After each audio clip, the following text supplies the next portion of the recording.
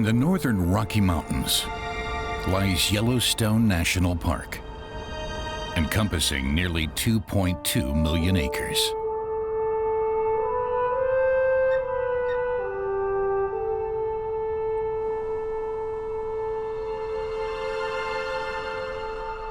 Established in 1872, it's the oldest national park in the United States and the first in the world.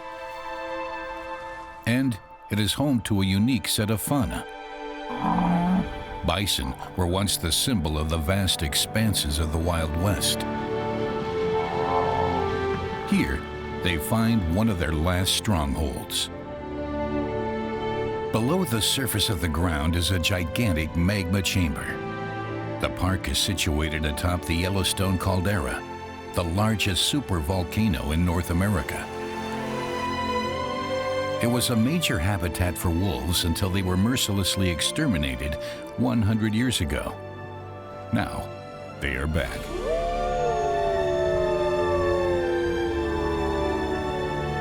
What has occurred since their return amounts to a unique success story. The wolves have transformed the entire ecosystem of Yellowstone National Park.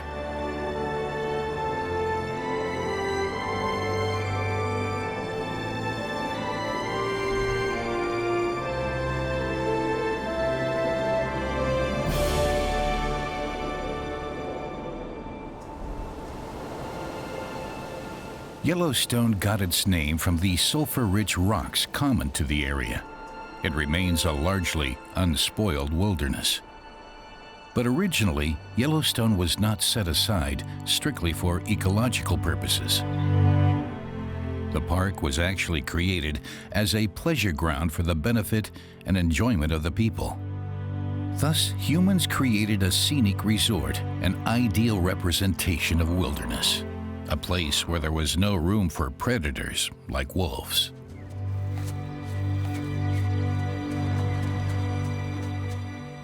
A 100 years ago, there was such a thing as a good animal and a bad animal. Bad animals were predators because they killed very visibly. You know, wolves, cougars, bears, coyotes, lynx, wolverine, all those animals killed for a living. And our mindset then was that this is bad. With the establishment of the national park, the fate of the wolves was sealed.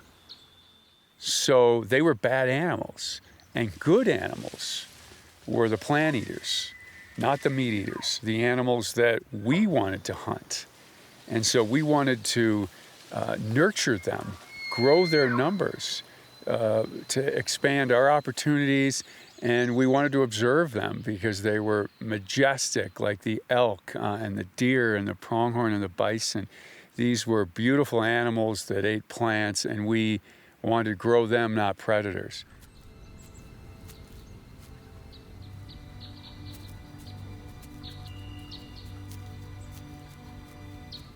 So wolves were eliminated from Yellowstone. The last wolf was killed in 1926. So we went through about a 70-year period with no wolves. From time immemorial, wolves have been considered bloodthirsty predators, an enemy of mankind that must be exterminated. And that's what happened all over the world. Yellowstone Park was no exception. The extermination of the wolves had catastrophic effects on the ecological equilibrium of the park. The elk population began to grow exponentially. In the 1950s and 60s, the park administration tried to control the population growth by hunting and shooting the elk, but without success. Without wolves, the elk had no natural enemies, and they were literally devouring Yellowstone National Park, eating young trees before they could mature. The northern Yellowstone elk herd, which lives in the northern part of the park, was overpopulated.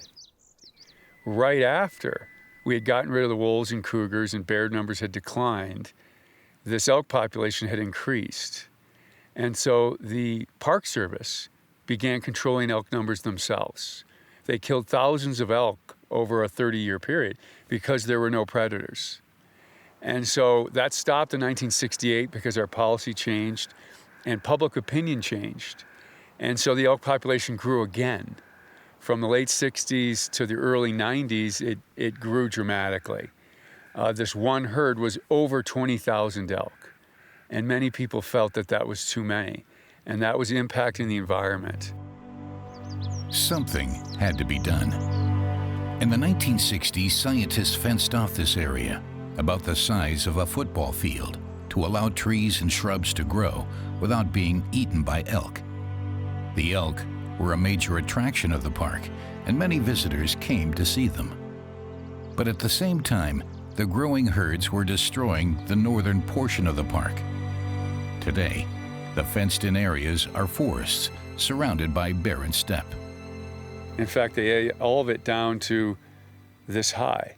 And so this was what Yellowstone looked like for the middle part of the 20th century.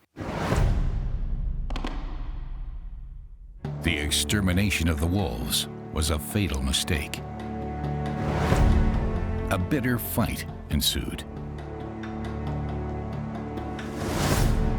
Ultimately, the government in Washington came to a decision. Between 1995 and 1997, wolves were captured in Canada and reintroduced in Yellowstone National Park. The main technique we used to keep wolves here in Yellowstone was acclimation. So we wanted the wolves to stay in Yellowstone. And so to break that homing response, we held them in pens for 10 weeks. And by and large, it worked. And a couple wolves took off, but most of them stayed within Yellowstone. So we got a total of 41 wolves from 1995 to 1997 that we let loose in this area behind me.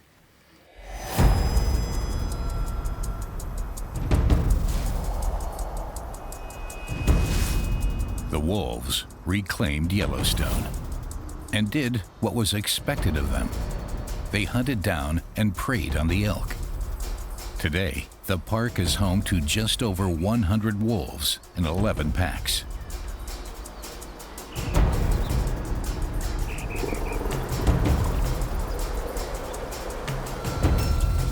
One of them is the Wapiti Lake Pack, which makes its home in the center of the national park.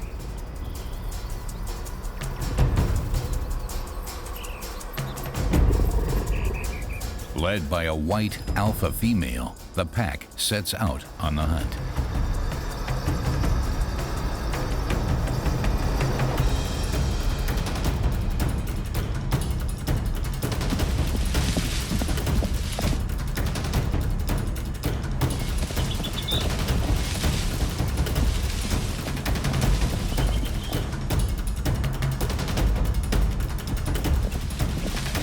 The herd is fast. Suddenly, one of the wolves finds itself isolated. The hunter is now the hunted. A fully grown, healthy elk can overpower an isolated wolf. A kick from its hooves can be fatal. Without the help of its pack, the wolf has no choice but to flee.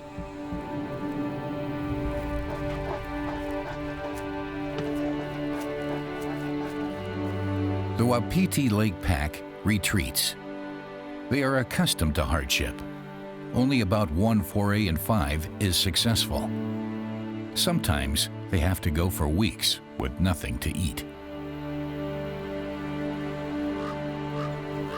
It's the middle of May, but cold weather has returned to Yellowstone. The pack has discovered the remains of an elk carcass. This gray wolf is number 1091, the white alpha wolf. Some of these animals wear tracking collars and are known by a number. This helps researchers study their behavior.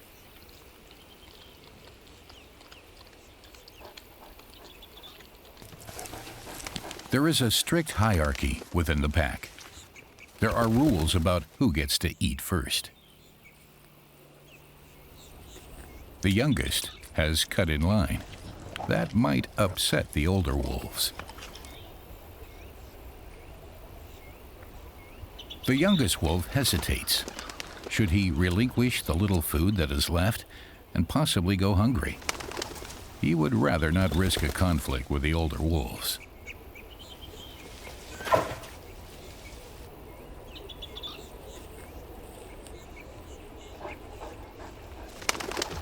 His submissive demeanor makes it clear that he accepts the rules of the hierarchy.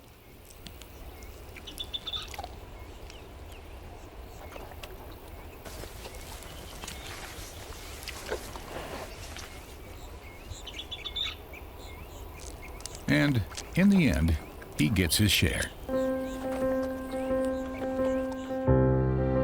For 70 years, there were no wolves in the park, so the elk had no natural enemies. But the wolves have been back for 20 years now. Have they succeeded where humans failed for so long?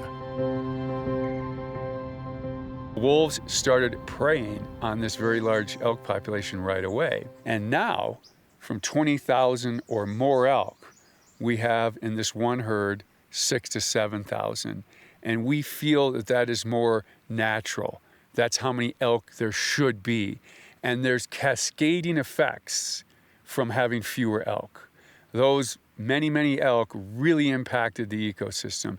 And now they're more in balance with the ecosystem. So, in short, wolves and this carnivore recovery, but wolves are kind of the middle of it, have in a lot of ways transformed this system. The wolves have done their job well. It's really an ideal success story. But the white alpha wolf, along with all the other wolves that have been roaming Yellowstone for the past 20 years, have actually achieved something even more significant: a natural balance. Yes, they kill elk, but they also promote life. Coyotes play an important role here. Without wolves, there was a huge coyote population. They were the park's most successful predators. And although coyotes don't kill elk, they hunt down all the animals that are underneath them on the food chain. They prey on gophers, chipmunks, squirrels, mice, and newborn deer. Since returning to the park, wolves have been chasing their competitors. The number of coyotes has decreased considerably. The beneficiaries of this development are the North American pronghorn. Their population has been growing since the wolves came back and began decimating the coyotes. Newborn pronghorn are a favorite prey of coyotes, so fewer coyotes means more pronghorn survive. Wolves don't bother them.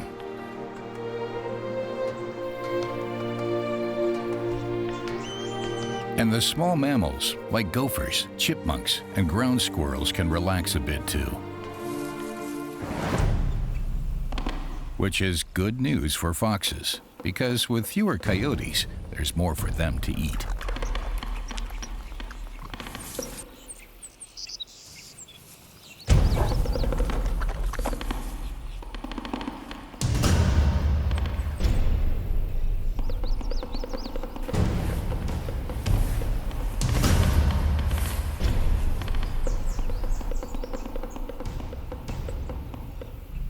There are more foxes in Yellowstone now too, because fewer coyotes means less competition.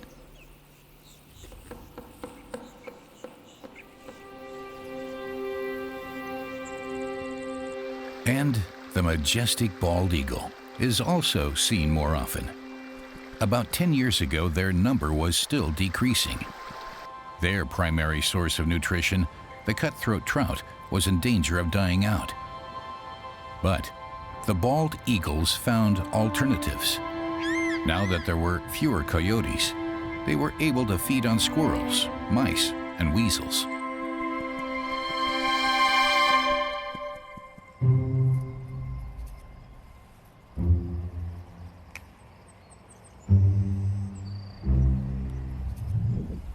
But can the wolves' reintroduction really be held responsible for the overall impact on the entire ecosystem of the national park? Was it a chain reaction? From the direct prey, the elks, to the coyotes, foxes, and even down to the mice?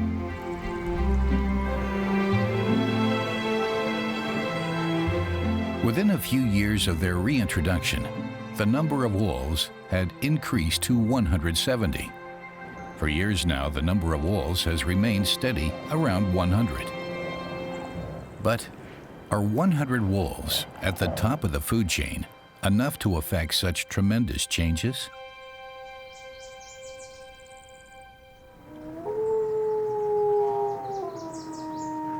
The truth of what has happened in Yellowstone since the wolves' return is more complex. They didn't just impact the fauna.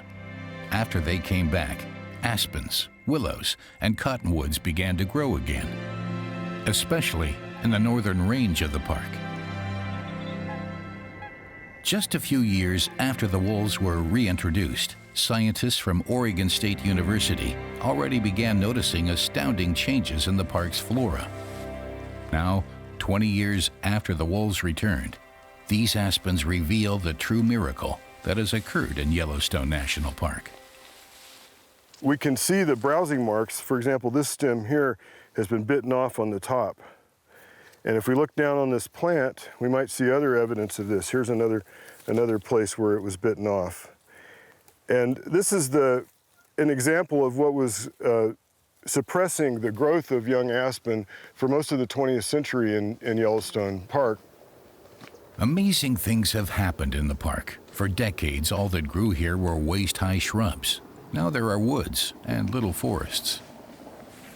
And behind me we can see a stand of tall young aspen that are now grown into young trees. These were not here 20 years ago. If you were to come to this spot 20 years ago in 1997 when the wolves were being introduced, there were no young aspen here taller than about waist height. They were just continually being suppressed. And there were some trees, some aspen trees, such as this dead snag here, but they were dying out. Sure enough, in the northern area of the park, all that can be found growing are 100 to 150-year-old aspen or small shrubs. The trees are never more than 5 to 6 meters tall and are 10 to 20 years old at the most. There's nothing in between. Scientists determine the exact age of the trees to learn why these gaps exist. Every year, they record the growth of aspen at more than 100 locations throughout the park, with amazing results. So it's by counting back these growth nodes that we were able to find out when did these tall aspen first start growing in this stand, and found that it was in the early 2000s that this first started happening. And then we would look at the base of them and we would see, oh, they used to be suppressed, but then they got released from that. It's not a complete turn off of browsing, but enough that they were able to get a few years without getting chopped off, and then they got tall enough that they could continue. This photo was taken in 2004. 10 years later, thick undergrowth has reappeared for the first time in decades. This photo was also taken in 2004. Today, these willow bushes are 2 meters tall. At first glance, 2 meters is not very impressive. But this is the first time in a century that aspen and willow are growing in Yellowstone at all. The ecosystem of the national park is changing.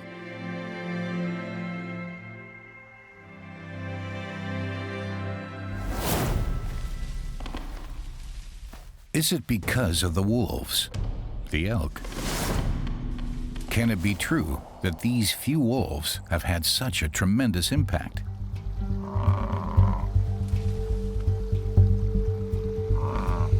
In Lamar Valley, on the northern range of the park, a wolf is preying on an elk.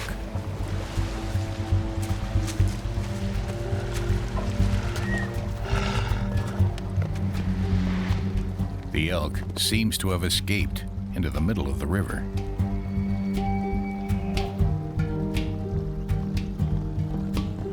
But wolves are patient and perseverant hunters. They track their prey. They know exactly when the animal is tired or whether it has been injured.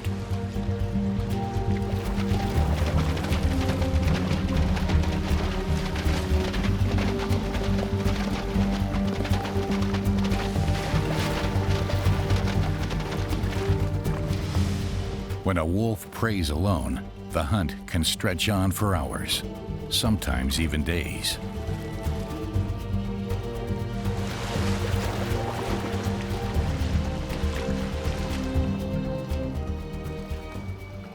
The elk is injured, but the wolf holds back. It will probably try again within a few days. Lamar Valley is home to the Lamar Canyon wolf pack. The alpha female is finishing off a bison and reacts to the howling of the rest of the pack. The alpha wolf wears a tracking collar, identifying him as Wolf 949. His mate is pregnant. Soon, he will have to provide food for the female wolf and their young. So the female is already teaching him to regurgitate food he has eaten, so he can feed her and their young later.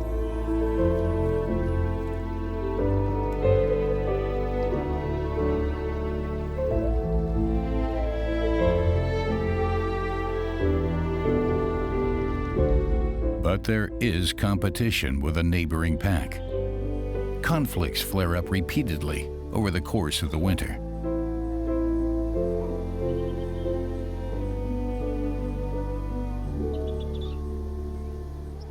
These interspecies conflicts are the most common cause of death for wolves in the national park.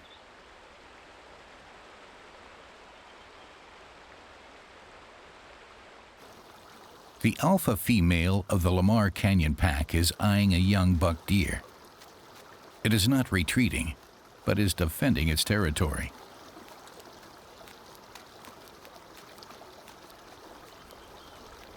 Her son observes his mother's technique from a safe distance. The buck doesn't seem to be intimidated.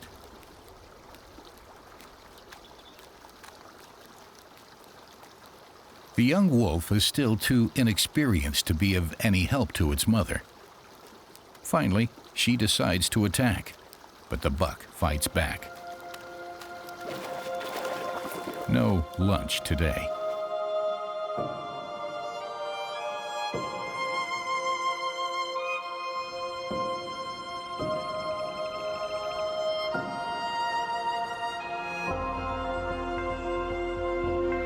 Even though the wolves are not always successful when they go hunting, the number of elk has decreased significantly.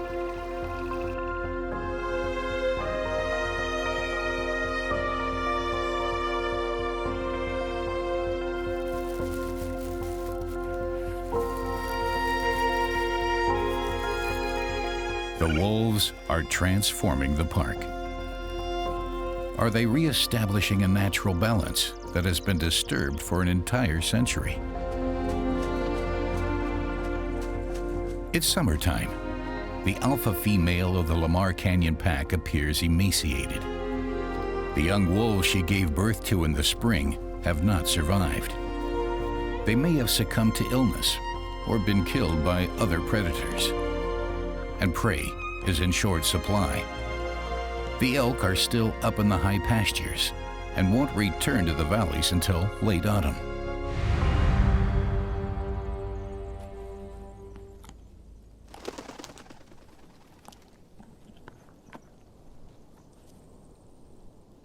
In the first years after they were reintroduced, the wolves found plenty of prey. Now that the elk population has decreased so drastically, they have to make do with less. Wolves don't usually prey on bison. This one probably died from an injury. Alpha Wolf 949 found it in the Lamar Valley.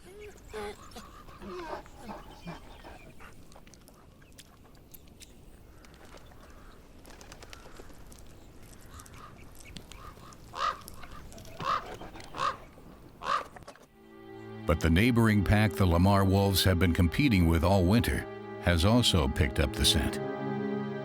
A single wolf has no chance against so many opponents. They would kill him.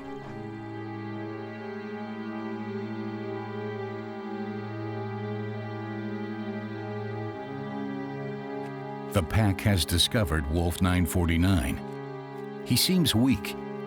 When the pack approaches, he barely manages to escape in time.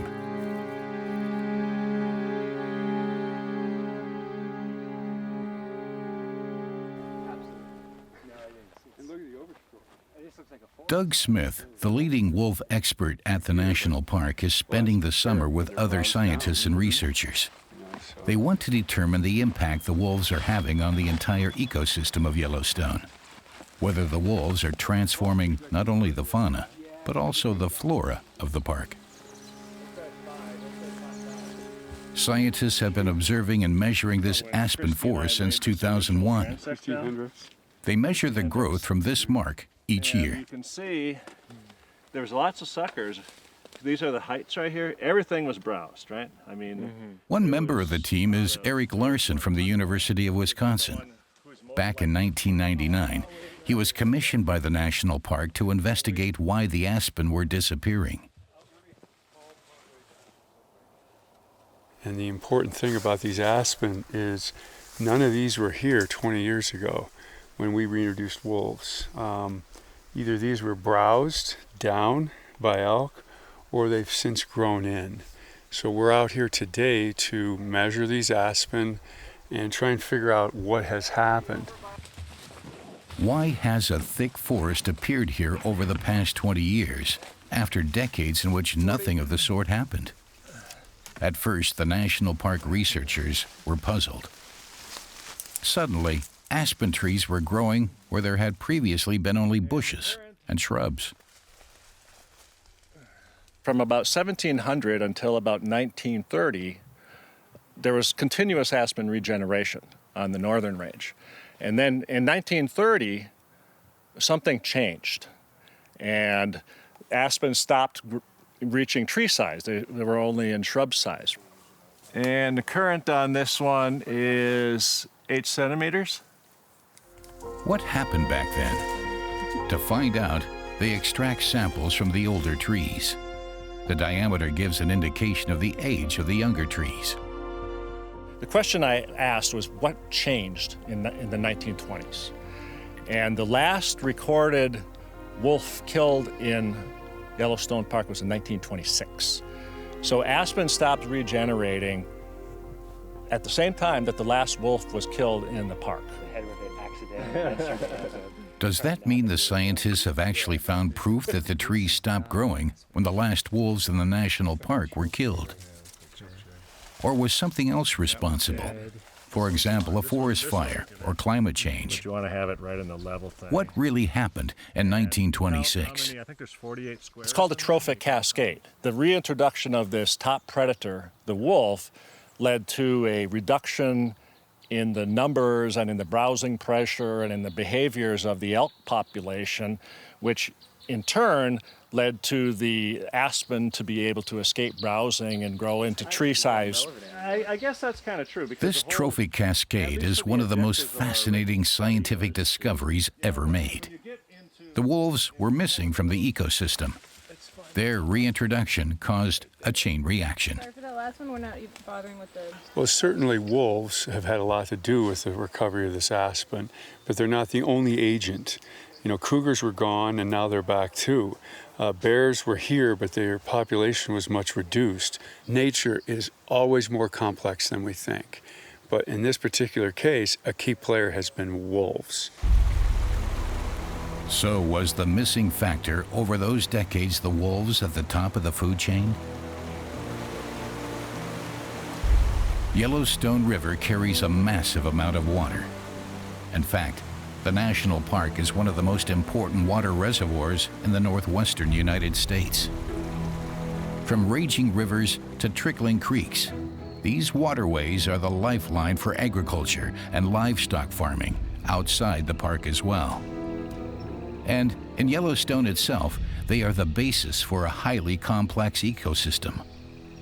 And within this ecosystem, Mother Nature's mighty landscape architects play a decisive role.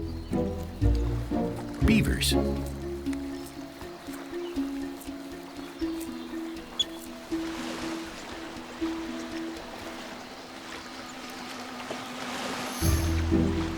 They feed primarily on willows and aspen. They also use these trees to build their dams, turning the smaller streams into ponds.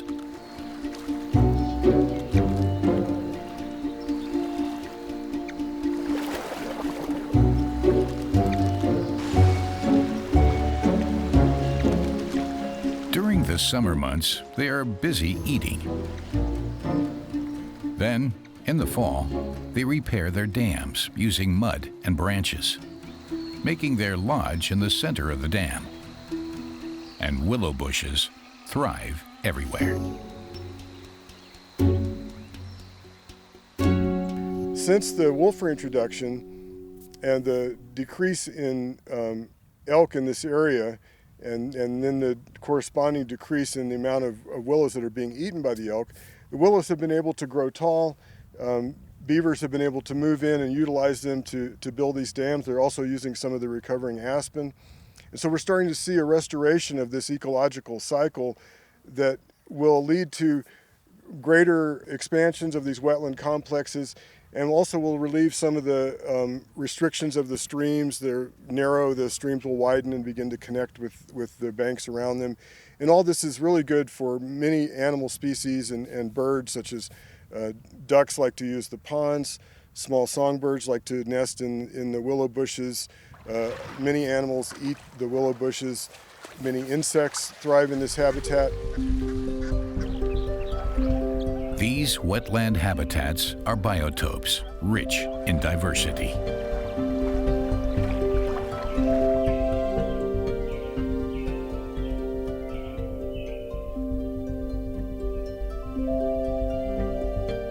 The primary food sources for beavers, of course, are the thriving willow bushes. Is that the source of the chain reaction? Wolves decimated the elk population. Fewer elk means fewer willow shrubs being devoured. For centuries, beavers were rare in Yellowstone Park. Now, they are back.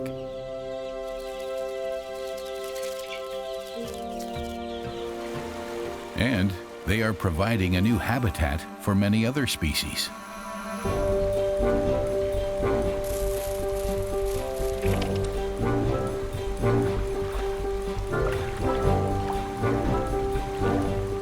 Among the beneficiaries of this development are the great blue heron.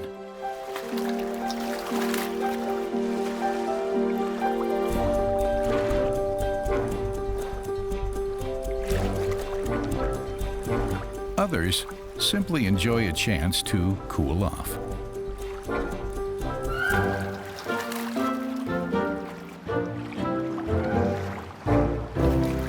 Or a shortcut.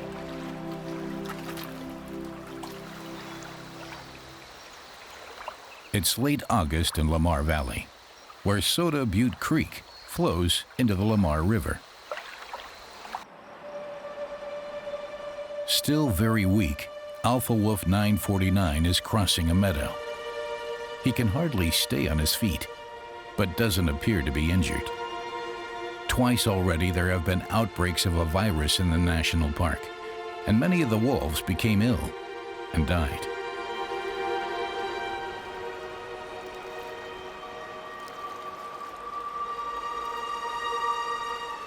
Is he sick?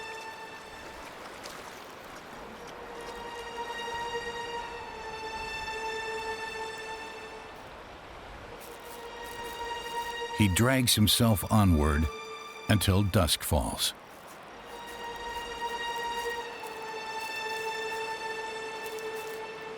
Then he gives up.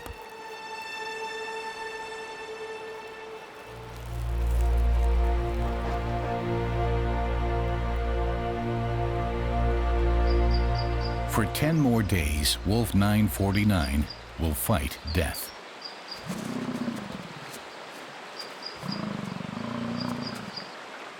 When he finally shows no more signs of life, National Park rangers collect his body before other animals and birds can get to it. If he is carrying a disease, any animals that eat his carcass could become infected as well.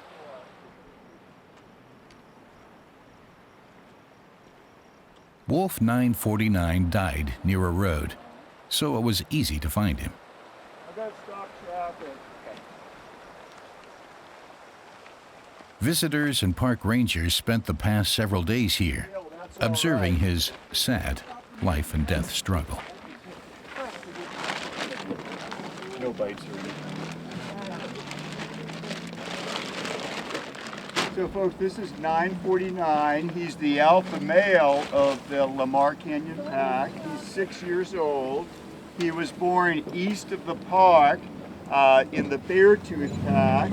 He and 3 other Beartooth wolves came over about a year and a half ago and joined the local pack. And we don't know the cause of death. He's been here for the last 13 days. He has not been able to move or get up. He can lift his head. He didn't really seem to be in distress or pain.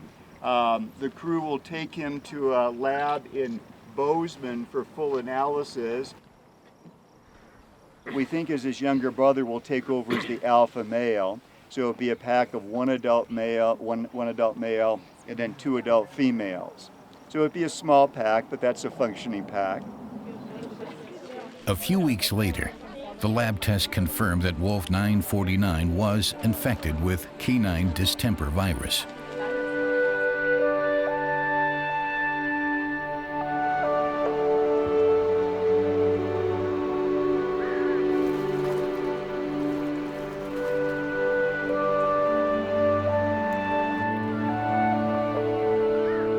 Autumn is descending slowly over Yellowstone National Park.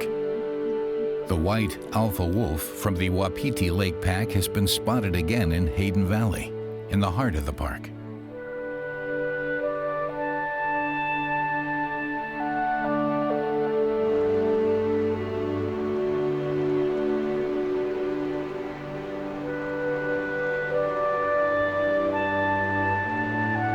A few days after that, the pack led by the white wolf reveals what they have been hiding in the dense forest for the past few months. Newborn wolves, 3 months old, begin tentatively exploring their surroundings.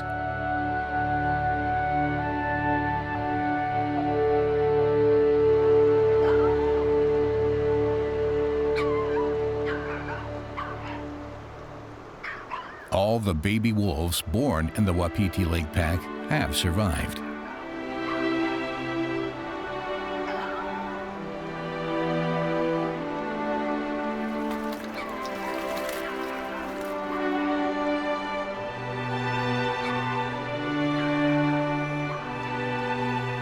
Was it really the wolves that were responsible for the Trophic cascade in Yellowstone National Park? Did they set the chain reaction in motion that gave beavers more to eat? So they created more wetlands that in turn provided a habitat for other species. 20 years ago, wolves were brought in primarily to reduce the elk population. No one anticipated that their return would result in more forests. No one saw this trophic cascade coming. It really wasn't thought about a lot. So, we made predictions of what wolves were going to do, what they would do to the elk population, the bison population, the deer population, what they were going to do to livestock when they left the park, how much livestock they would take a year. So there's a lot of predictions. There really was not any kind of prediction on what it would do to the woody vegetation or even the grasslands. In fact, some very key wolf biologists have been critical of our research on trophic cascades because they have said this understanding of what wolves do to ecosystems is incomplete or misunderstood. Yet this has been one of the hottest scientific topics since wolves have returned, and it was almost not studied beforehand. Wolves are not really very good predators. Still, they were able to greatly reduce the elk population, allowing the vegetation to recover in many areas of the park. Fear might play an important role in this equation. Even if wolves don't always kill, they still drive their prey away. Many animals avoid areas where they risk running into their enemies. What the landscape of fear, that term means when you have an aspen forest like this one, which is very thick, it's very hard to see into, it changes the foraging behavior of the herbivores because they're hesitant to enter this area because they can be ambushed very easily by bears or by wolves. And what I have seen as I've measured aspen is what happens is if you get a core of larger trees in the center and then you get smaller trees out on the edge, what the elk will do is they'll come and they'll nibble on the edge and they'll forage there, but they won't go into the center of the stand. Now this actually helps the stand recover. The real rulers of Yellowstone National Park are the grizzly bears. Apart from the wolves, grizzlies are the most powerful predators here.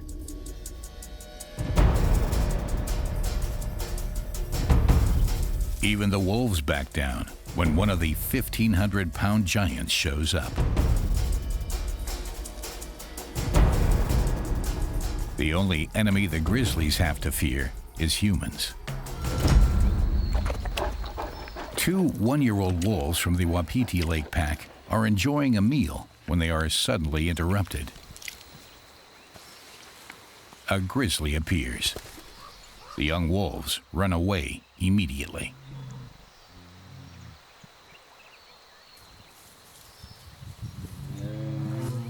One of the young wolves is a bit audacious.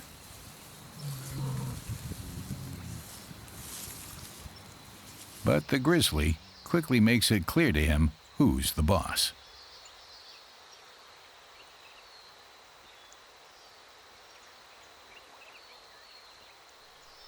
It's smarter to back down and keep a safe distance. Meanwhile, the grizzly helps himself to the wolf's prey.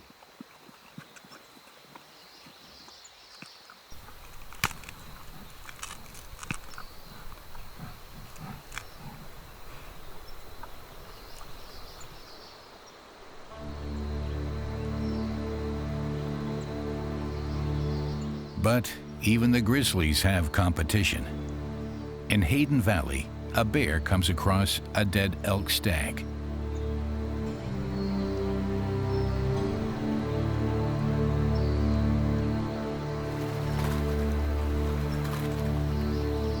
But he is not alone. A much larger grizzly has also picked up the scent.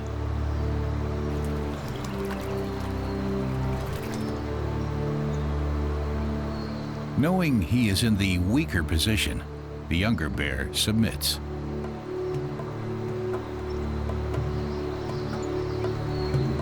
Challenging the older bear to a fight would be foolish, a fatal faux pas.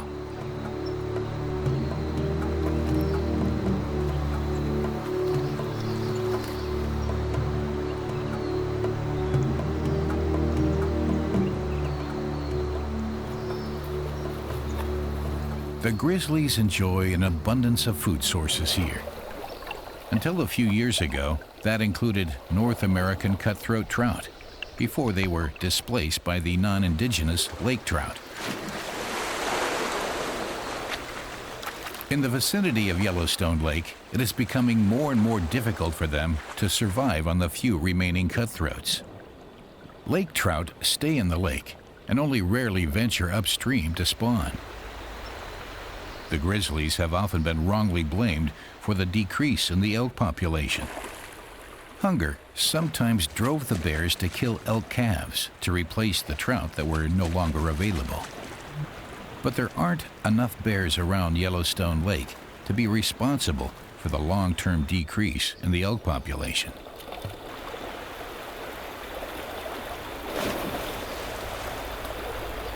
Besides, they are still able to catch fish from time to time.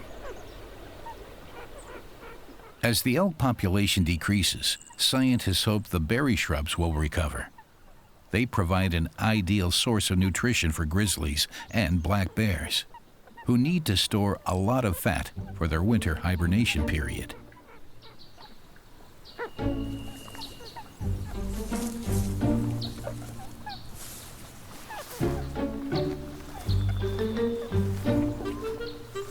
But at 8,000 feet, the high altitude of the national park means there will probably never be enough shrubs and bushes here. Luckily, there are alternative options. In the autumn, the black bears climb ever higher. The pine cones of the white bark pines have a high fat content. So the bears make use of their climbing skills to get at them. And they let the grizzlies have the cones that fall to the ground. The pine cones are packed full of calories, so they are the best Yellowstone has to offer to help the black bears and grizzlies store up the fat they need to survive the long winter.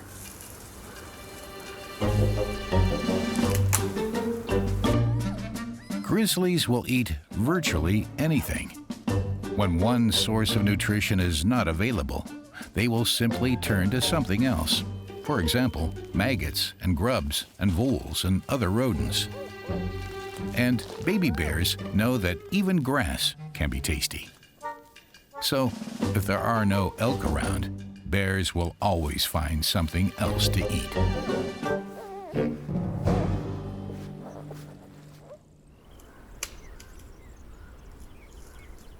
And occasionally, the residents of Yellowstone form unusual alliances. For example, when wolves and grizzlies start the day together. This harmonious cooperation is a partnership of convenience. First, one of them will be the better predator than the other. Still, it's always advisable to tread cautiously. Friendship ends when they find themselves pursuing the same prey. Now it doesn't matter who is bigger or stronger, but who is more stubborn. The bison just stands by and watches them fight.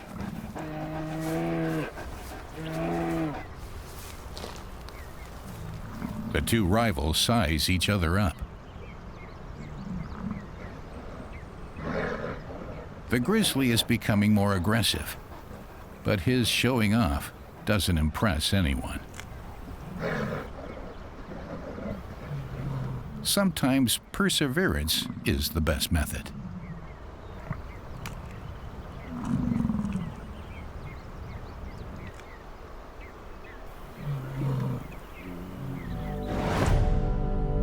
Since the wolves returned to Yellowstone 20 years ago, they have worked wonders. They reduced the elk population from 20,000 to about 6,000. But no one expected that their impact on the ecosystem in the northern areas of the park would be so far-reaching. As we look to the future, we're expecting that Yellowstone is never really going to return to conditions that it had in the past, but we're actually seeing aspen stands pop up in places with young aspen where we didn't even know they were there because they were buried in the bushes, and now they're starting to emerge. So I think in general we're going to see an increase in the growth of these woody plants as we're entering into a time now of moderate browsing pressure compared to what we used to have, which was very high browsing pressure that was suppressing them almost uniformly. And although other factors are affecting the elk besides wolves, it seems clear that this would not have happened without the wolf reintroduction.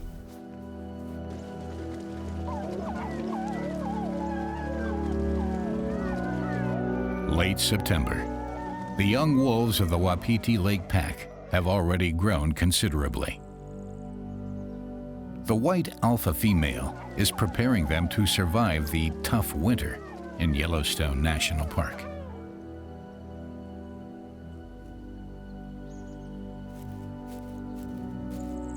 There are more than 20 wolves in their pack. Whether the group stays that big depends on whether they all find enough food and don't have to engage in hierarchy struggles.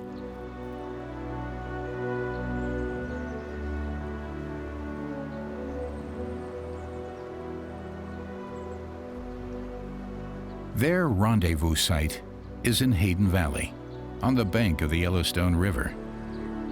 The white wolf is the undisputed leader and focal point of the pack.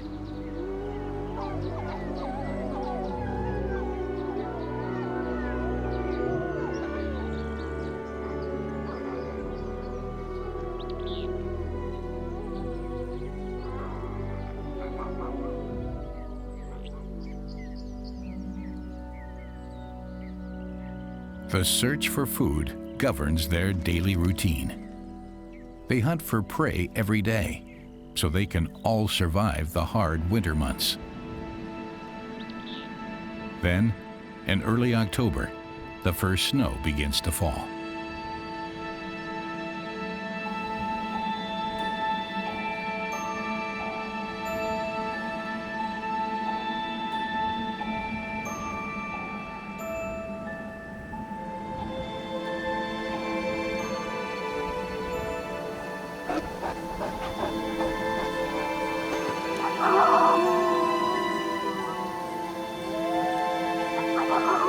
For 70 years, there were no wolves in Yellowstone. Their extermination destroyed the entire ecosystem of the national park. Now that wolves have been reintroduced, the original natural balance is being restored.